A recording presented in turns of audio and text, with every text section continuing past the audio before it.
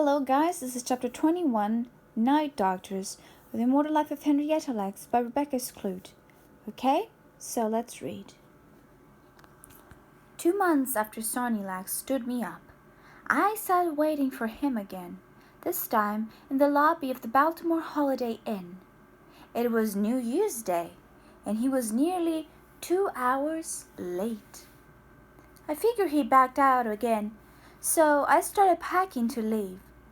Then I heard a man's voice yell, "So you're Miss Rebecca."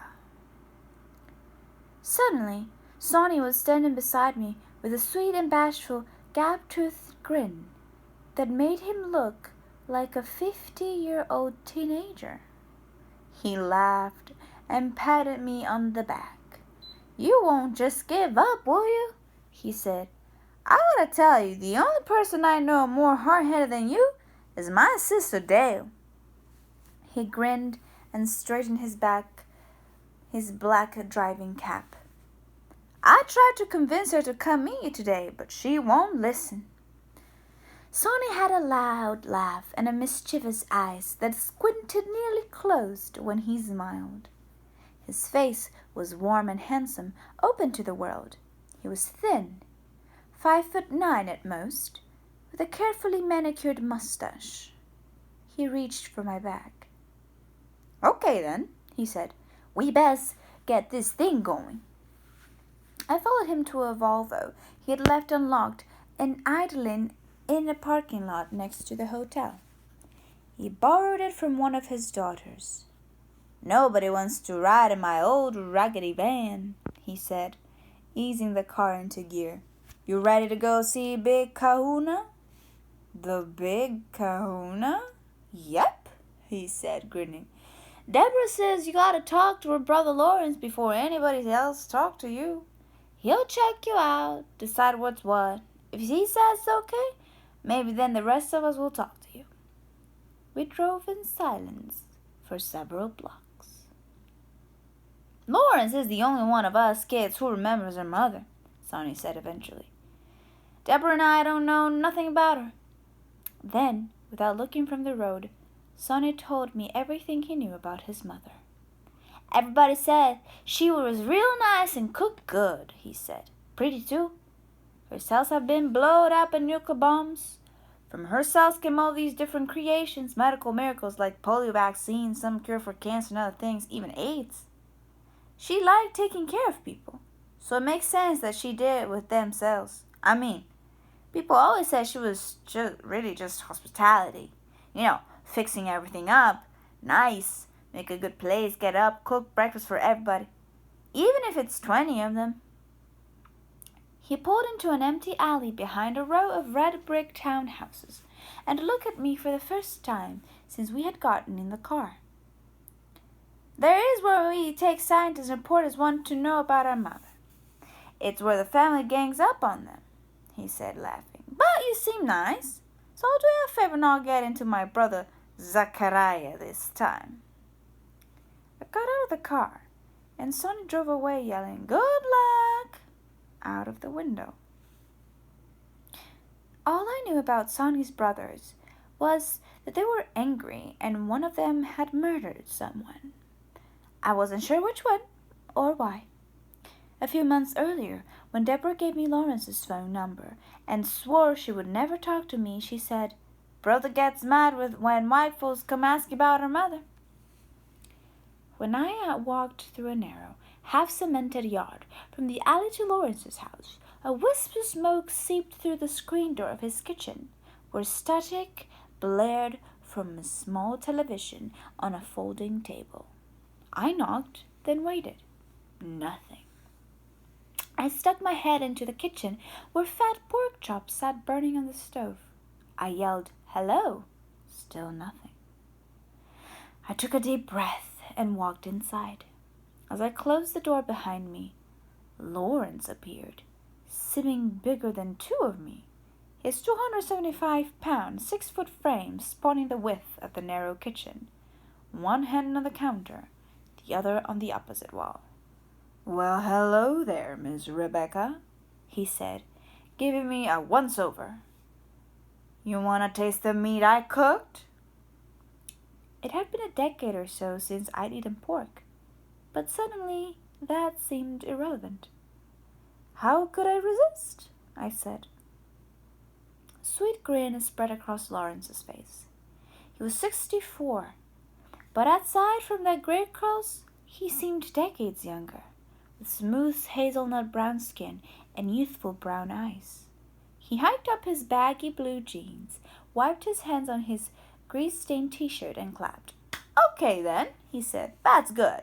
That's real good. I'm going to fry up some eggs too. You're too damn skinny. While he cooked, Lawrence talked about life down in the country. When older folks went into to sell tobacco, they'd come back with a piece of bologna for us kids to share.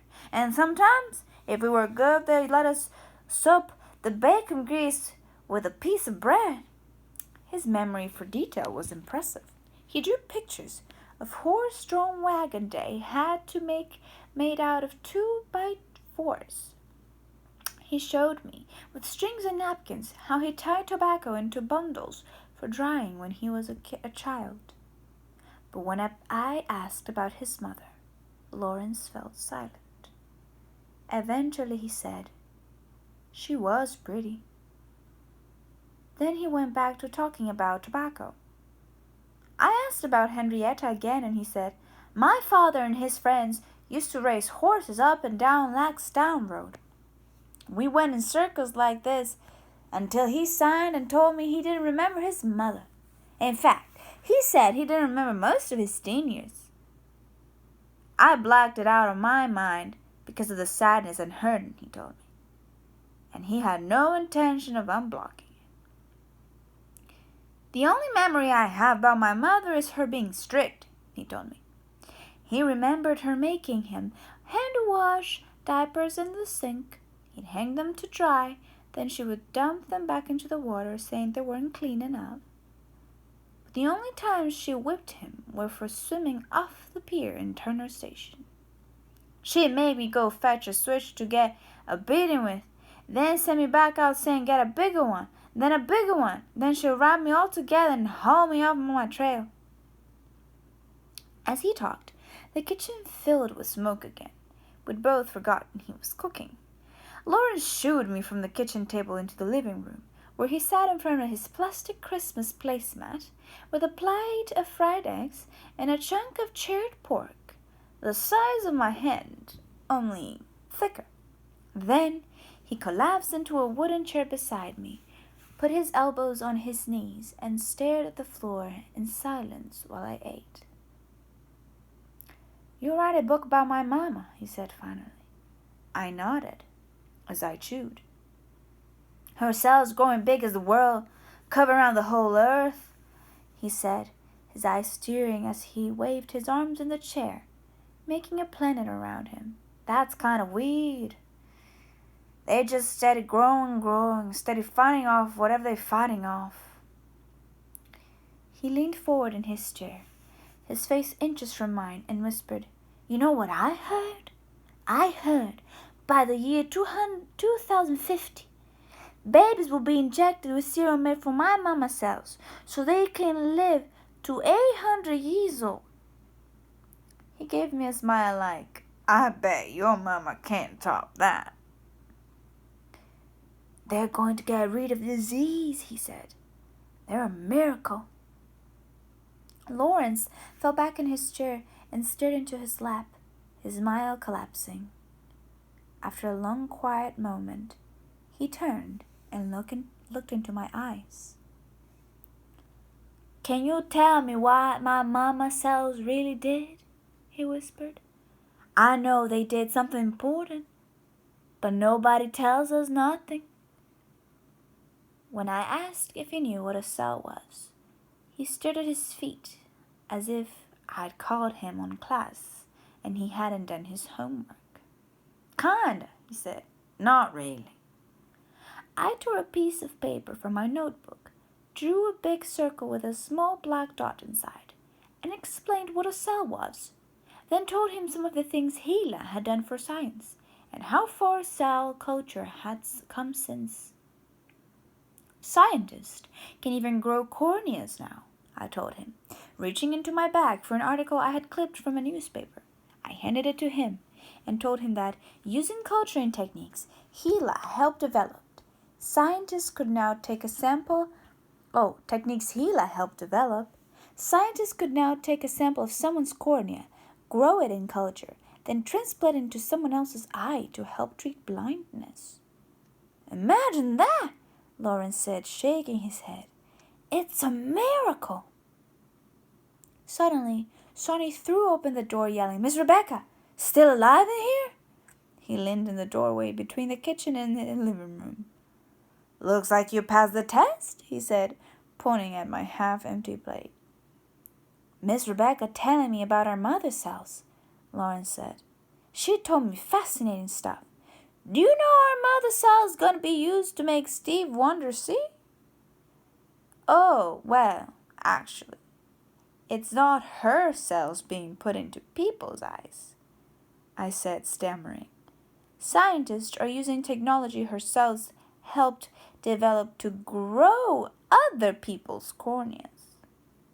That's a miracle, Sonny said. I didn't know about that. But the other day, President Clinton said the polio vaccine is one of the most important things that ever happened in the 20th century, and her cells involve that too. That's a miracle, Lawrence said. So is this, Sonny said slowly, spreading his arms and stepping aside to reveal his 84-year-old father, Day, teetering on unsteady legs behind him. Day hadn't left the house in nearly a week because of a nosebleed that wouldn't stop. Now he stood in the doorway in faded jeans, a flannel shirt, and blue plastic flip-flops, even though it was January. He was thin and frail, barely able to hold himself upright. His light brown face had grown tough with age, cracked but soft, like a pair of well-worn work boots. His silver hair was covered with a black driving cap identical to Sonny's. He's got the gangrene in his feet, Sonny said, pointing to Day's toes, which were several shades darker than the rest of him and covered with open sores. His feet hurt too much in regular shoes. Gangrene was spreading from Day's toes to his knee. His doctor said his toes needed amputating, but Day refused. He said he didn't want doctors cutting on him like they did Henrietta. At 52, Sonny left the same way. His doctor said he needed angioplasty, but he swore he'd never do it. Day sat beside me, brown plastic sunglasses shading his constantly tearing eyes. Daddy, Lawrence yelled, do you know Mama Sal's gonna make Steve Wonder see? Day shook his head in what looked like slow motion. Nope, he mumbled. Didn't know that till just now. Don't surprise me none, though. There was a thump on the ceiling and the rustling of someone walking around, and Lawrence jumped from the table and ran into the kitchen.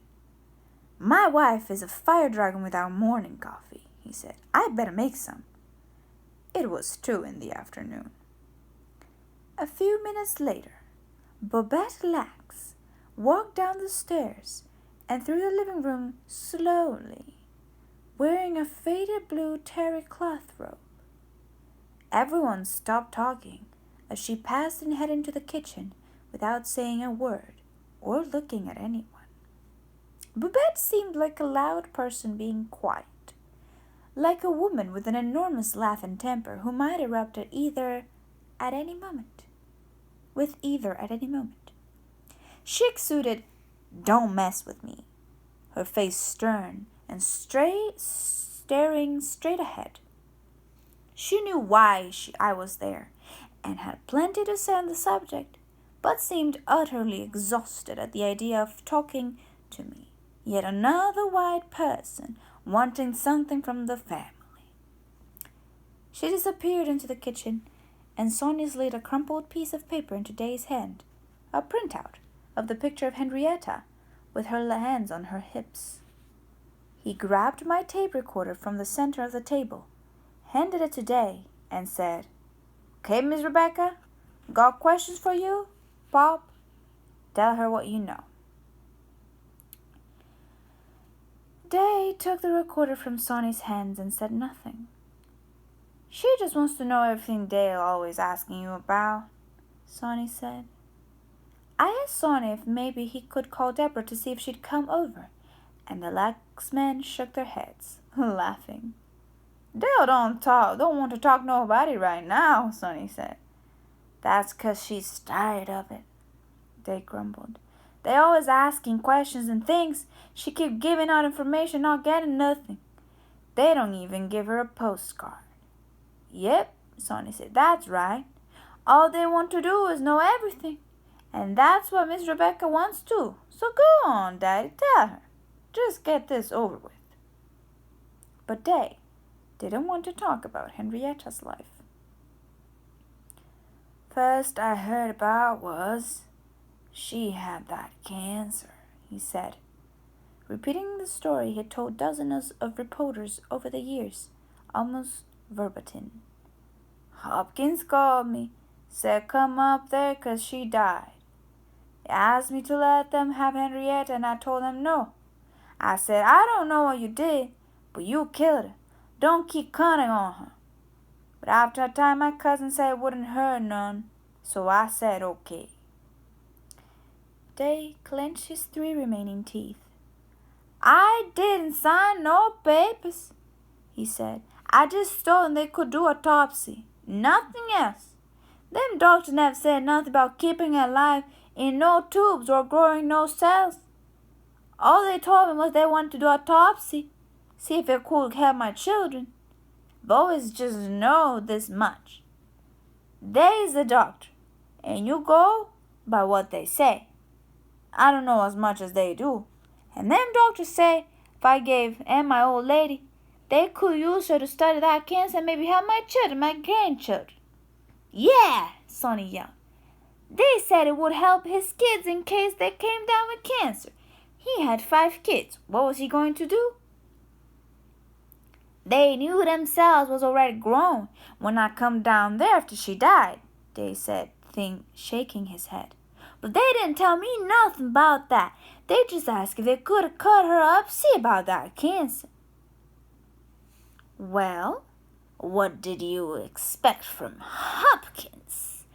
Bobelle yelled from the kitchen, where she sat, watching a soap opera. I wouldn't even go there to cut my toenails.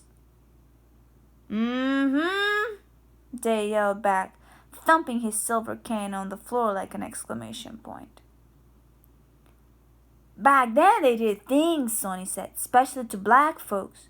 John Hopkins was known for experimenting on black folks. They snatched him off the street. That's right, Bobette said, appearing in the kitchen door with her coffee. Everybody knows that. They just snatched him off the street, Sonny said. Snatching people, Bobette said. Yelled, her voice growing louder. Experimenting on them, Sonny yelled. You'll be surprised. How many people disappeared in East Baltimore when I was a girl, Babette said, shaking her head. I'm telling you, I lived here in the 50s when they got Henrietta, and we weren't allowed to go anywhere near Hopkins. When it got dark and we were young, we had to be on the steps, or Hopkins might get us. So, guys, we will stop here, and we will continue on the next video, okay?